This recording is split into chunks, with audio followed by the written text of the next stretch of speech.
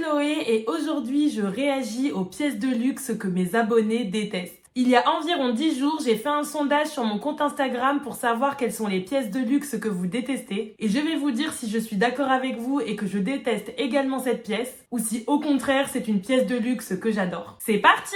Ça commence fort, on me dit tout ce qui a un logo. Pour ça, je suis plus ou moins d'accord. Je déteste les pièces avec trop de monogrammes, de trop gros logos, c'est très ostentatoire et c'est pas mon truc. Par contre, il y a des logos que j'adore, par exemple le double C Chanel sur le sac classique, c'est très joli. Et le logo triomphe de Céline, je trouve que c'est aussi très élégant et c'est pas Céline écrit en gros sur le sac, donc franchement je trouve ça sympa. Après le monogramme Louis Vuitton, le monogramme Dior ou les sacs où il y a écrit en gros Dior ou Fendi, je vais vous mettre des exemples à l'image, c'est moins mon truc. Donc les gros logos, pas très fan en règle générale, mais il y a quelques exceptions dans lesquelles je trouve ça sympa. On me dit le Alma de Louis Vuitton et les t-shirts avec des gros logos. Alors pour le Alma de Louis Vuitton, je suis pas du tout d'accord. Moi, c'est un sac que j'adore, je le trouve ravissant. En plus, c'est vraiment un sac intemporel et c'est un super bon investissement, donc franchement, je vous le conseille. Par contre, pour les t-shirts à logo, je te rejoins complètement. Déjà, mettre 300 ou 400 € dans un t-shirt en coton, j'ai jamais compris le concept, ça vaut pas du tout son prix. Parce qu'un sac à 5000 €, pour moi, ça en vaut la peine parce que c'est des matières précieuses et c'est un artisanat, c'est fabriqué en France, donc là, pour le coup, ça vaut son prix. Alors qu'un t-shirt en coton, que vous l'achetiez chez Dior ou chez Uniqlo, pour moi, c'est pareil. Tous les sacs Balenciaga,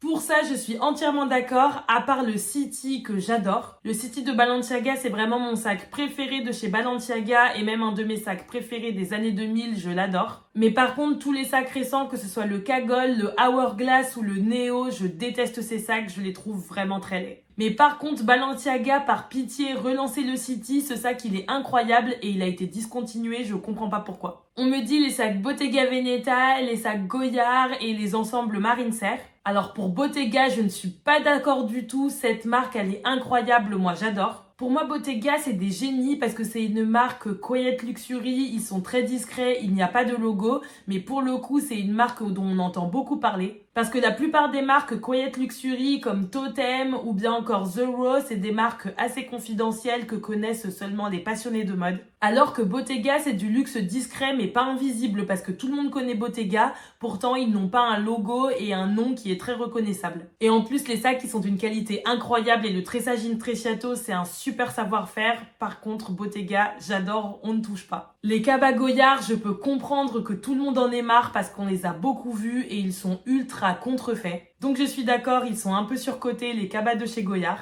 Ah, tu me dis aussi bracelet Van Cleef.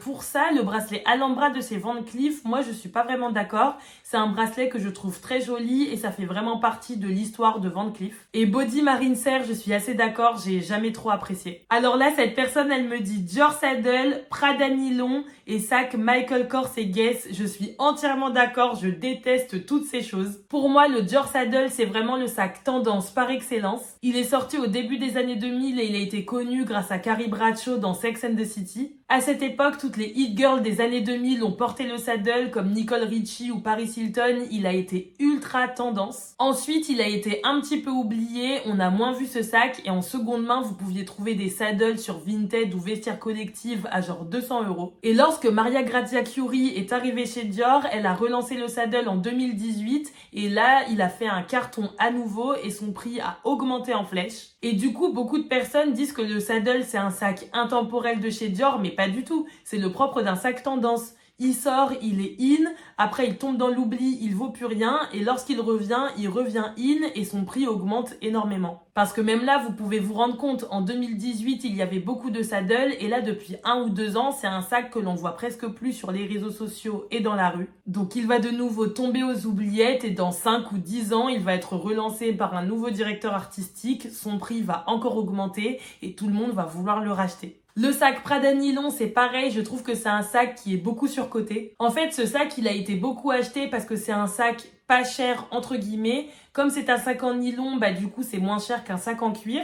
Et Prada, c'est un peu la marque hype du moment.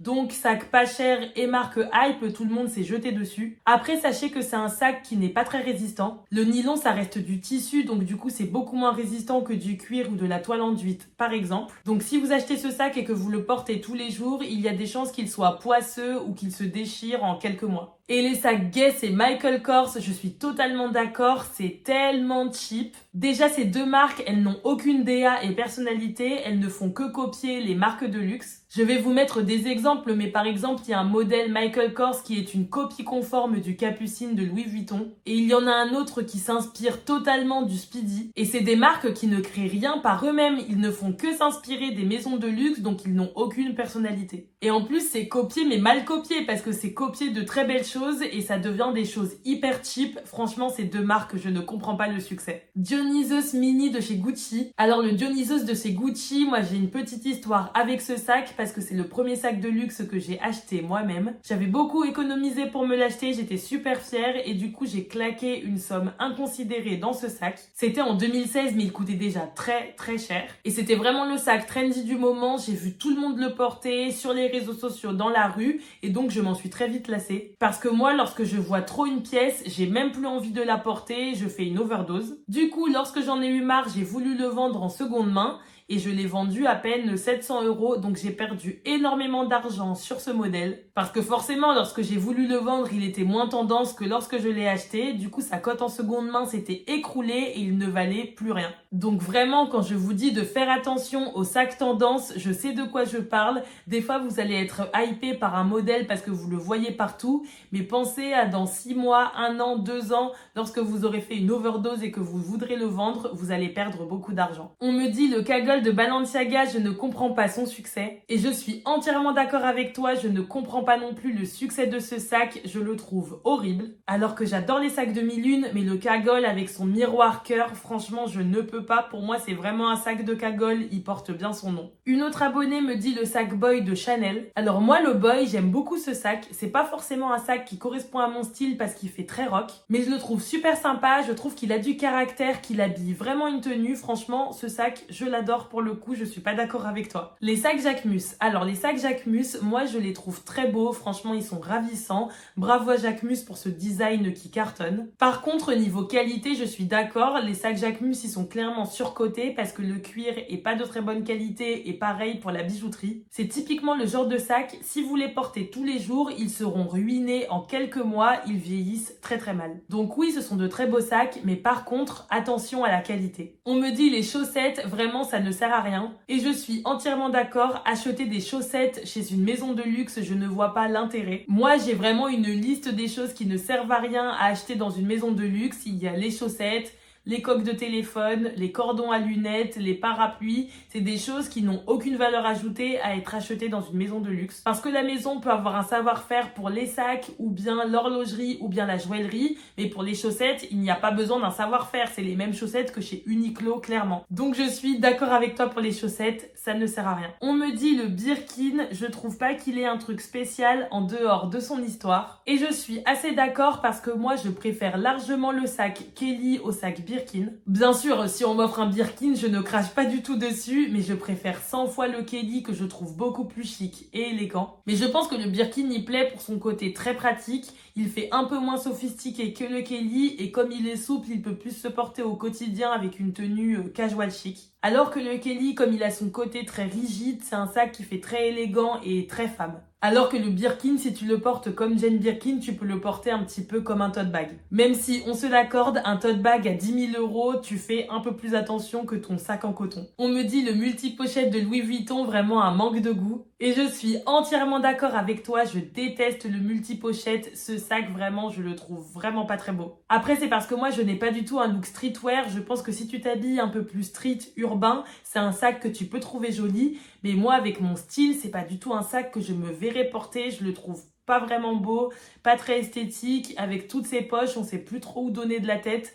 J'aime pas du tout. Les chaussures Balenciaga, je suis entièrement d'accord. Les speeds de Balenciaga, j'ai jamais compris la hype, je les trouve immondes, je les déteste. Et les grosses chaussures qui sont très lourdes, je crois qu'elles s'appellent les Track, c'est pareil, je trouve ça vraiment horrible. Franchement, les chaussures Balenciaga, je ne comprends pas. Mais de toute façon, je comprends pas Balenciaga en global. Une d'entre vous me dit qu'elle n'aime pas la collection Justin Clou de Cartier. Je suis assez d'accord avec toi, c'est pas du tout ma collection préférée chez Cartier et je pense que je l'ai trop vue sur les réseaux sociaux, j'ai un peu fait une overdose. Ma collection préférée chez Cartier, Cartier, c'est vraiment la collection Trinity. Déjà parce que c'est la plus confidentielle et celle qu'on voit le moins. Et moi, je préfère posséder des choses que l'on ne va pas tout de suite identifier à la maison. Et en plus, pour moi, c'est vraiment la collection qui a la plus belle histoire chez Cartier. Parce que par exemple, sur la bague ou le bracelet Trinity, il y a 3 couleurs et chaque couleur a sa signification. Je vous dis ça de tête, j'ai peur de me tromper, mais il me semble que l'or rose c'est pour l'amour, l'or jaune c'est pour l'amitié et que l'or blanc c'est pour la fidélité. Donc vraiment à choisir, moi je préfère la collection Trinity que juste un clou chez Cartier. Une d'entre vous me dit qu'elle déteste les sacs et accessoires de chez Gucci. Et ça dépend lesquels. Il y a des choses que j'adore chez Gucci et des choses que je déteste. Donc je vous l'ai dit, le sac Dionysus, je ne peux plus me le voir. Le marmon, pareil, pas très fan. Par contre, il y a des sacs Gucci que j'adore, comme le Horsebite, le Jackie et le Bambou. Ces sacs, ils sont super chics, je les adore. Et pareil pour les chaussures, j'adore les mocassins Horsebite, je les possède et je les porte tout le temps. Vraiment, chez Gucci, les pièces que j'adore, c'est vraiment les pièces les plus anciennes de la maison et qui sont des intemporelles. Alors que les pièces les plus récentes, comme Marmon Dionysus, je ne peux pas. Une d'entre vous me dit les Crocs de chez Balenciaga et je suis 100% d'accord avec toi, je n'ai pas du tout compris cette collaboration.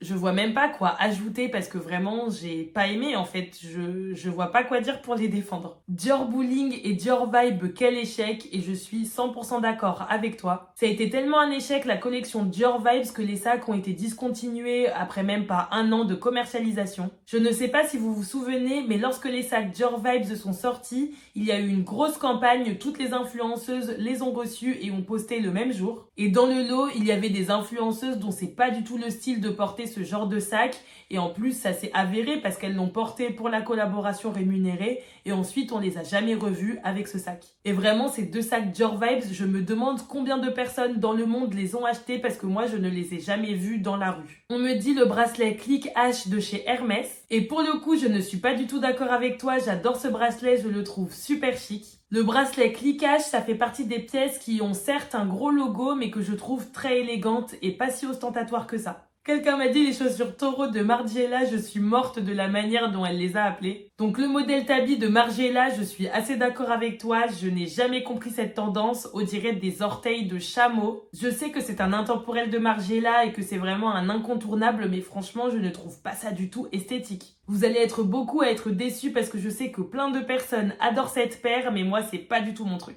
Les haut-rangs de chez Hermès. Pour les oranges, je suis assez mitigée parce que moi, c'est vraiment des sandales que j'adore, je les trouve super élégantes. Encore une fois, il y a le logo avec le H, mais je ne sais pas, le H de chez Hermès, je le trouve très peu ostentatoire, je trouve ça super chic. La seule chose que je n'aime pas avec le logo H chez Hermès, c'est la ceinture avec le H, vous savez. Mais sinon, les oranges, je les trouve très sympas, perso, j'adore cette paire. Mais si je devais choisir une seule paire de sandales chez Hermès, je prendrais les Chypres au modèle orange. Je viens de lire les Arclight de Louis Vuitton, horribles. Et je suis entièrement d'accord avec toi, les Arclight de Louis Vuitton sont vraiment très laides, je déteste. C'est typiquement le genre de basket qui font cosmonautes, je ne vois pas qui portent ça dans la vraie vie, je trouve ça quelque peu ridicule. L'une d'entre vous m'a dit qu'elle détestait le Lady Dior. Et je suis désolée ma belle, mais je ne suis pas du tout d'accord avec toi. Le Lady, il est incroyable, j'adore ce sac. En plus, pour moi, c'est le seul sac intemporel chez Dior, maintenant qu'ils ont arrêté le diorama. Et il est super élégant avec ses petites poignées, je le trouve vraiment très beau. Le seul petit bémol de ce sac, c'est qu'il est assez fragile comme il est en cuir d'agneau lisse. Voilà, j'ai fait le tour de vos réponses et j'ai réagi à toutes les choses que vous détestez chez les maisons de luxe. J'ai trouvé ça assez fun de faire cette vidéo, dites-moi en commentaire si elle vous a plu. Et si c'est le cas, je ferai une 2e édition prochainement. En tout cas, si tu as aimé cette vidéo et que tu as envie de me soutenir, n'hésite pas à mettre un like et à t'abonner à ma chaîne YouTube. Et si tu veux voir plus de contenu mode et luxe, n'hésite pas à me suivre sur Instagram et sur TikTok.